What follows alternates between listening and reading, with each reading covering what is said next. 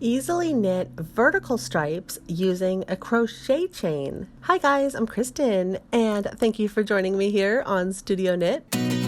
You're going to love this really easy hack to knit vertical stripes in a stockinette pattern. So here is a clean, simple way that we're adding thin lines of colorful rows of knitting up our work.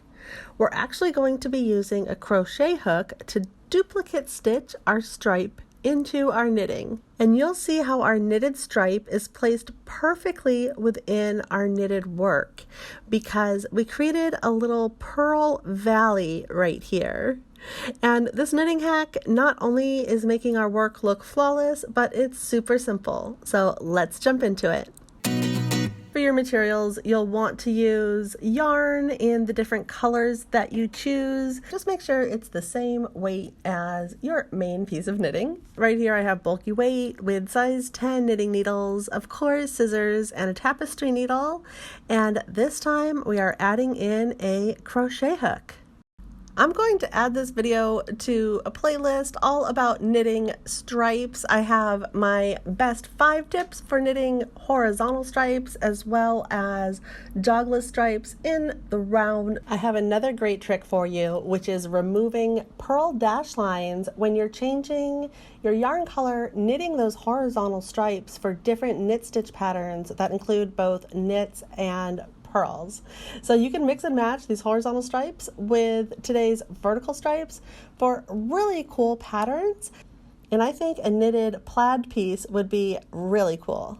And if this video is helpful to you, do me a favor, like it up. It really helps me out. So let's look at the traditional way of knitting our thin vertical stripe. Every time you have a new yarn color, you're twisting and interlocking your yarn colors as you would in INTARSIA. You also are carrying your yarn floats on the wrong side, the back side of your knitted piece. And you can see that these yarn floats, they use a lot of extra yarn, and you have to make sure that you're twisting the yarn for each color change.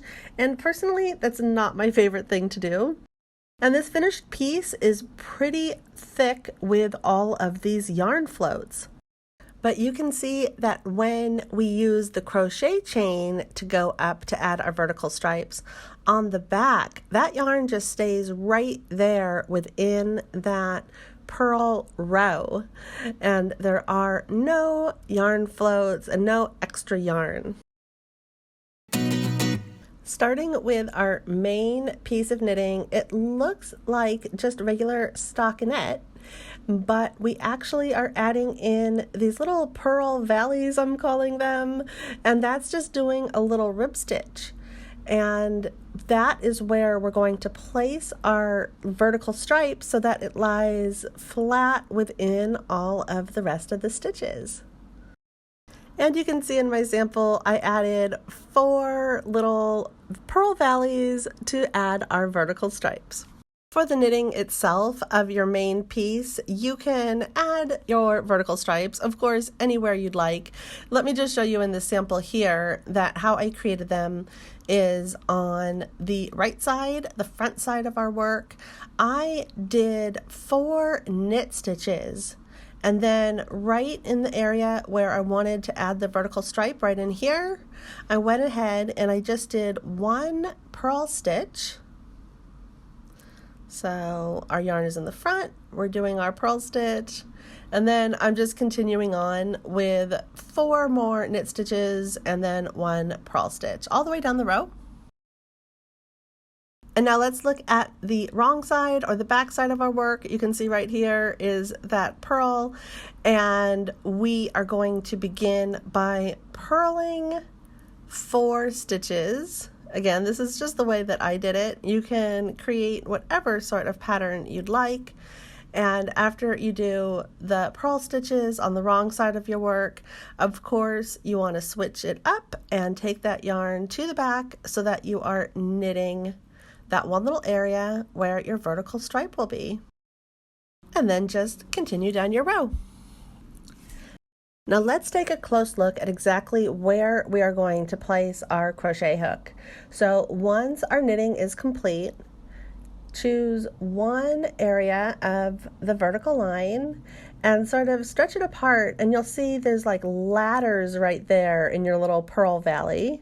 And the very first stitch, and sometimes looking at the back side is helpful too, to see exactly where you need to put your crochet hook in. It's pretty obvious that that's the middle right in there, and so the crochet hook is entering this area. So we're taking our yarn and we're just going to make a loop, and we're going to thread the loop itself through our tapestry needle, but not all the way through. We want to keep it in loop form, I'll call it, and we'll take our tapestry needle and put it right there through that hole that we established, and we're keeping the loop so that both of the yarn tails stay on the bottom right there. Let's take our crochet hook and we're going to put it through that loop and tighten the loop up. Then your crochet hook goes down through the next hole. So looking on the back, we're taking the long tail of our yarn and we're going to hook it and bring it right back up through that second hoop, and then do a crochet chain, which is just passing it through the first loop. So we're just going loop to loop to loop, and lucky for us, this looks exactly like the stockinette stitch. And we continue this all the way up. So let's do it one more time. We are taking the crochet hook down through the next hole, and then the long yarn piece right there, and we're bringing it right back up.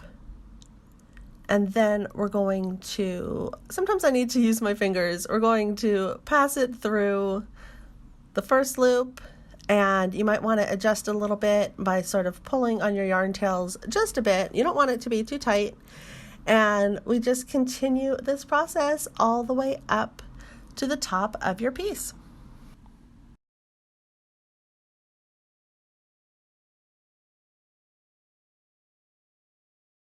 And once you have one little hole there at the top remaining, go ahead and remove the crochet hook, and we're going to thread the loop through our tapestry needle one more time.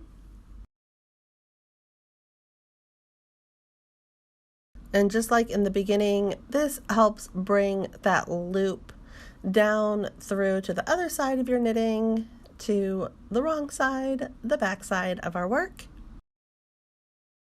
And then we will just cut our yarn.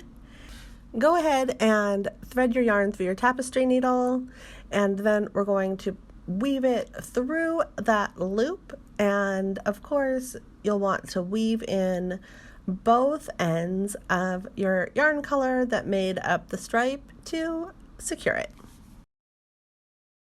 And then just repeat this process for every little purl valley that you intend to add a vertical stripe to your knitting. I hope you are inspired to try this technique.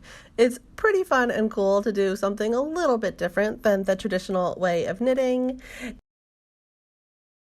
I also have a printable PDF in my Knit Stitch pattern book, and that is available for immediate download over on Etsy. So go check that out if you're interested in owning all of these Knit Stitch patterns. There's over 24 of them in the book right now. And I will see you next time, guys. Bye!